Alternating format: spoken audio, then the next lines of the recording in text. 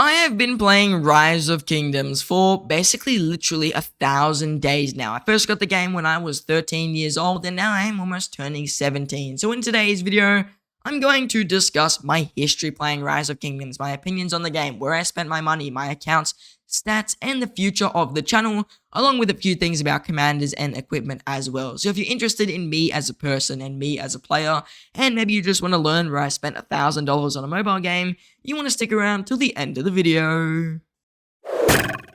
Now, let's just start off by going over a little bit of my account history. I'm not going to go too in depth to this. If you guys do want me to make like a full video discussing it, feel free to let me know, but realistically, my account history this is the simple version. My account started off in 2283, which was an interesting kingdom. There was a civil war, and eventually I left. We then went to 2284, same story. There was another civil war, and then we left. I then went to 2281, and I left there to migrate back, actually, to another KVK2 kingdom, which was a very common occurrence back then. That kingdom was 2368, and eventually that kingdom kind of died off, and the king gave me an offer, since I was very close with him, to migrate to 2247, which I ended up taking him up on that offer. And 2247 probably still stands as the strongest kingdom I have ever been in. Nowadays, it's really dead. I mean, for the most part, it's completely died off. I think 2247 was the kingdom number, but it was massive, and then all the leadership left, and the kingdom died after 1 KVK. And then I moved into 2365. I followed along with a few friends of mine who had gone that way a while ago. And then after 2365, where I still have some friends there, and that's where my YouTube channel actually started, I moved to 1534, which is my current kingdom. That's the real short rundown of my account history, my time playing the game.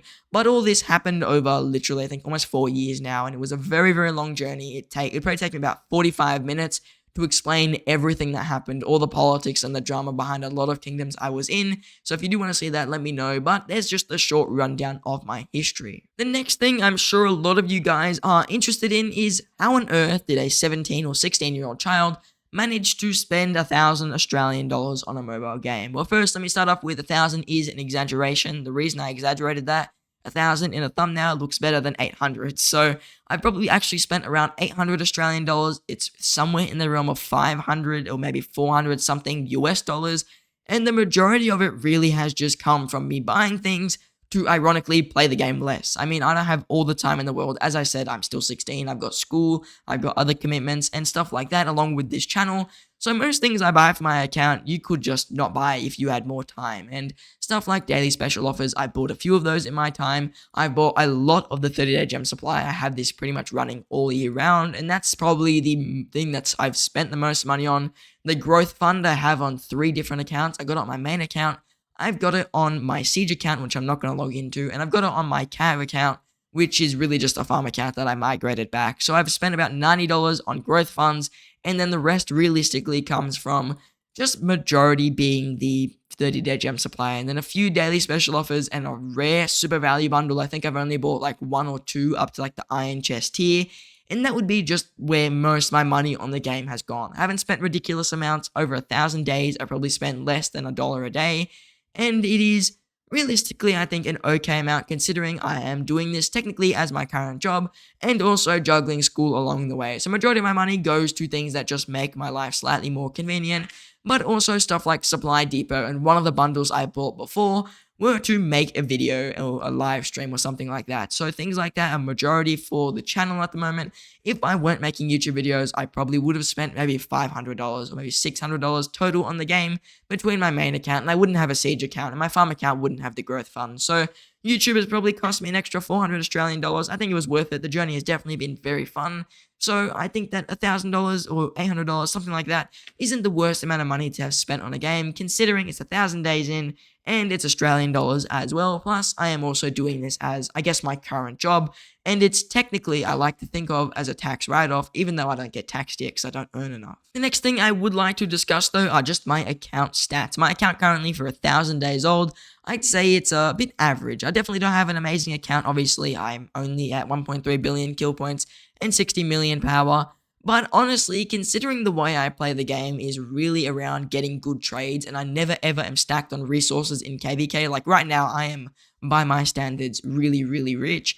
And I think the way I play the game is just a lot slower than other players, so it ends up with me just getting less kill points. If I had more resources, which I do plan to go crazy, and I know the king is pretty much guaranteed to give me a donation, I'm just going to go crazy in the next KVK. I've got a decent amount of speed ups. I'm going to get more from all the whales in our kingdom buying gold chest. So this KVK, I'm hoping to get like another 400 or 500 million whenever this KVK does come around. So my account stats, they're a bit low right now, but now that I'm in a bigger kingdom and I'm not in a kingdom that doesn't fight as much, I'm definitely going to try and grow my account stats as much as possible. One thing to consider is a lot of my lack of kill points are from probably the first 2 or 3 KVKs I played, where I pretty much did no fighting, and that'd be probably a year's worth of playing the game, because I did KVK 1, and then I did KVK 2, and I did KVK 2 twice, and my first 2 KVK 2s were okay. I mean, the first one was like 10 million kill points, which is rubbish. My second one was like 100 million, so they were fairly low KVKs. They are KVK 1 and 2, and I did KVK 2 twice, so my kill points definitely are lower from those 2 KVKs, and my time in 2365, because there wasn't as much fighting, definitely did impact my kill points a little bit. The other thing I would like to mention are my deads. Honestly, I think my deads are fine. 9.8 million for a 60 million power account is pretty good, and I only ever plan to get more deads and drop more power. I'm never really going to be a high power player. Most people will know this about my account. I'm never ever going to push power too much. I mean, that's the amount of T5 I'm going to have till the end of time, and my infantry and cavs end up at 100k at the end of every KVK, and I'm always running out of archers. So realistically, I'm going to end up with 65 million power at the max, and I'll never really go beyond that. And other than that, I mean, I'm going to max my state form, and then I'll have every building maxed, and I'll just continue to train T4 for probably the foreseeable future, even though I am unlocking T5 infantry. I don't know why I did it. I thought I'd just do it for the sake of it. So my account, I mean, I'm pretty happy with it. I'm not too sure what you guys think of 1.3 billion kill points after 1,000 days, but I am personally pretty content with that amount of kill points, considering I know my account history and the stuff I've played and the way I use my commanders.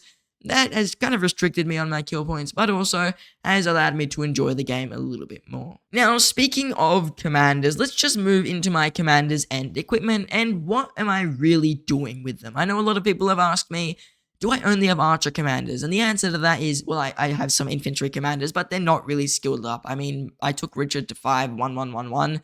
That was a dumb idea, realistically, but other than that, I've put no gold heads into any commanders besides archer commanders. Besides that, every single commander that is expertise to my account is an archer commander besides Ethelfled, and it's probably realistically going to stay that way. If you may understand why I did this, it is pretty much because I really enjoyed playing YSG when I first got him, and since then I've just stuck with archers. I haven't really decided to go past archer commanders. I thought, you know what? I could end up being someone who's a bit boring and actually go and make my account really strong and get all the commanders that are actually good, like Lao Che and Scipio Prime and Nevsky and Joan and all these commanders that are amazing and very powerful, or I can max commanders like Cyrus. And I decided, well, wouldn't it make sense if I max commanders like Cyrus for absolutely no reason? So that's what I did, and I'm currently going to stick with that goal. I'm only ever going to use archer commanders in Rise of Kingdoms from now until my account pretty much ends. The only exception is if they one day release a better Honda, I may invest in them, depending on like where my account is at that time. But for now, I'm just going to continue using archer commanders. I find enjoyment in being an archer only player, and the thought that people look at my account and think I was just hit by a Boudica Cyrus and I got a negative trade is what keeps me awake at night. So I really do like the idea of playing with archers only and believing that people actually care when they get hit by a Boudica Cyrus, even though they probably don't. So my favorite commanders, realistically, every archer commander in the game, if I could expertise them, I would, and I would try and run them all. If I could run a Ramses for a few fights, I'd do it. If I had a max Amanatore and a max Artemisia, I'd play around with them because I can. Even if I had a max Edward of Woodstock, I'd mess around with him because, once again, I can. I'd rally Barbarian Force with him even if I had the choice. So, with my account, I'm very happy just to be using archer commanders in general, and I think it's probably one of the things that definitely had me enjoying the game a lot more, because I think if I was running just cavs or just not just infantry, like a mix of cavs, infantry, and archers, I'd eventually get bored of the game. Another thing I'll talk about is my equipment. I mean, obviously, it's all archer equipment. Who would have guessed that? And it's probably, once again, going to stay that way. So I'm just going to continue developing my archer gear. I'm going to continue developing my archer commanders. And I never really plan to go past 3 marches. That's why I only have 3 sets of archer gear currently. I'm going to make all 3 sets fully legendary. They're going to be a little bit different from each other. For example, my Boudica set is going to be a full Dragon Breath. My Hermann or my Xulang set is already a full Dragon Breath. And then my Henry set is going to be the 222 set, which I've mentioned in another video. So my gear right now, it's a bit all over the shop since my account was made before things like leadership gear existed. But now I'm going to try and micro-optimize my Henry set and make the strongest gear that I can. So with the future of my equipment, I'll pretty much do all my crafting on stream and I'll talk about it more there. But I just plan to make 3 marches worth of gear and then probably stop there. As for my commanders, my next commander to go off my team is probably going to be Cyrus. Even though I really love Cyrus as a commander, I think it's time for him to go. He's definitely outdated. I think he's probably my favorite archer commander I've ever run though. I just really enjoy using him. But he's very outdated. His trades definitely are reflecting that. And Ashurbanipal is going to be my next investment, who will definitely become my real Cyrus replacement for the future.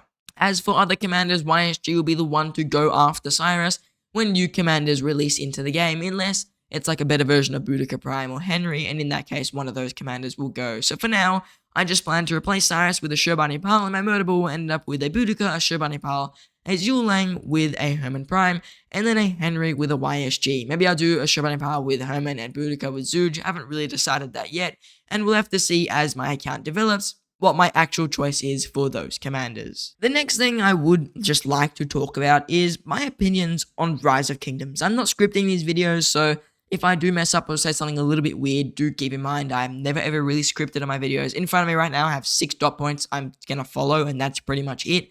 And for my opinions on Rise of Kingdoms being completely genuine, I do like the game, even though sometimes I bag things out, like me saying the armaments were absolute trash, or me saying that too many commanders is bad, or me saying an update was absolutely dumb, like adding the whole entire refinement system, and I still believe those things. I think the game is still enjoyable. Regardless of these things, if you just put them aside and you think about, what do I think of the game? What do I think of my time playing it? Do I enjoy my time playing it? Realistically, all these new features don't make me dislike the game. They don't make me like the game anymore, but they don't make me dislike it at all. Maybe I dislike the game for 5 extra seconds, but realistically, once I'm done recording that video and letting my anger out, I'm just going to continue fighting barbarians and not really caring. So, at the end of the day, I do definitely still like the game. Do I think making really pay-to-win features is a good idea? Obviously not. But I'm still going to like the game at the end of the day. I'm still going to play the KVKs. I'm still going to fight alongside my friends. And realistically, I think that's the thing with Rise of Kingdoms. It's a game where, yes, Lilith is literally milking us for money and making it painfully obvious, but we all still come back to it at the end of the day. I'm 1,000 days into my Rise of Kingdoms addiction, as I'd like to call it. And I mean, I think that Lilith is either really good at getting me hooked on, or the game is actually fun and I have enjoyed it. And I can say it's helped me develop as a person along the way. Some people that I've met along the way, for example, Scurvy Red right here. I never really mentioned him in a video, but he's definitely one of my closest friends on Rise of Kingdoms, among a few other people in this group chat. I won't scroll through it because it is meant to be a private chat, but it is definitely a really fun time playing with people I know, chatting with people I know. Even though they may not be in my kingdom right now, they are probably my closest friends. I've known them, like on Rise of Kingdoms, I've known them for probably since I pretty much started playing. About 100 days into my account, I met them and I've stuck around with them pretty much until I left 2365. I have split up before, then I came back, and it's a really long story with them as well, but they're definitely people I've spoke to. They know what I look like, actually, just in case you guys get a bit jealous, and they know most of my personal life. So I have a lot of friends on this game, a lot of people I've met, a lot of people I've spoken with, a lot of opinions shared, a lot of things that could get me cancelled, actually. So, I mean, I've enjoyed my time in Rise of Kingdoms. I think that the funnest part of the game is realistically the community at the end of the day. Nice 50 gems right there. So, I'm definitely quite happy to be playing Rise of Kingdoms. I don't think I dislike the game at all, and I'm sure a lot of people can agree with me. Even though at the end of the day we might be upset with some features, we like the community, we like playing with people, we like fighting in KVKs, and I definitely am still enjoying the game. Even though I do get burnt out of events and stuff every now and again, I still do manage to find some enjoyment in things like talking with people or just training troops and logging in once a day to prepare for my KVK. Now, the next thing and the final thing I'd like to talk about is the future of me as a player and my channel, because I'm sure a lot of you are wondering, where am I going to go in the future? I am literally 16, the middle of school, my last 2 years of school, which are the biggest in Australia with the final exams and really picking up the amount of homework and stuff I get. And honestly, I think the channel is still going to continue. But if I be realistic, eventually the channel is going to come to the end. YouTube is not paying me that much to like do this full time. It's not how this is going to end up going. So eventually this is just, it's going to end. And I hope you guys do enjoy the time I give you guys and the videos I do make. because one day I'm not going to be making videos anymore. Is that within the near future? I mean, I don't think so. I think I've got another year, 2, maybe even 3 years before that does happen, but I think it's realistic to say eventually the channel will end and eventually I will stop playing Rise of Kingdoms, but once again, that's also probably quite far down the line. So my future in Rise of Kingdoms, I think it's going to be quite a long journey ahead. I don't plan to quit within the next few years, and I don't plan to quit YouTube within the next few years. Something we should keep in mind though is whenever my exams are coming around, and I don't think I have any for a while now, I will have times where I may not record a video for 2 to 3 days, and that means you'll get a video once every 3 days. I did do that when I went on holidays. I know some people were a little bit upset about it, or not upset, but they were like, the videos are a bit slower, and it's just how it's going to have to be, because my school is currently a priority since, like I said, YouTube does not pay me enough as a full-time job. So definitely there are going to be small amounts of videos coming out in some parts of the year, during some seasons, during some exam times, and then I'll try pick it up during breaks and during times where I can stream and do KVK. So you guys will notice I'll try and make up for the videos which I miss out on, but there will be times where I miss out on videos where I have exams or I've got a ton of homework, and stuff like that is just going to have to take priority. But realistically, I still plan to do videos. I plan to do more live streams. I have one coming up soon, which I'll talk about. So I hopefully do plan to continue with Rise of Kingdoms and playing the game as long as my time allows and as long as the future really permits it. So we'll see where that goes in the future.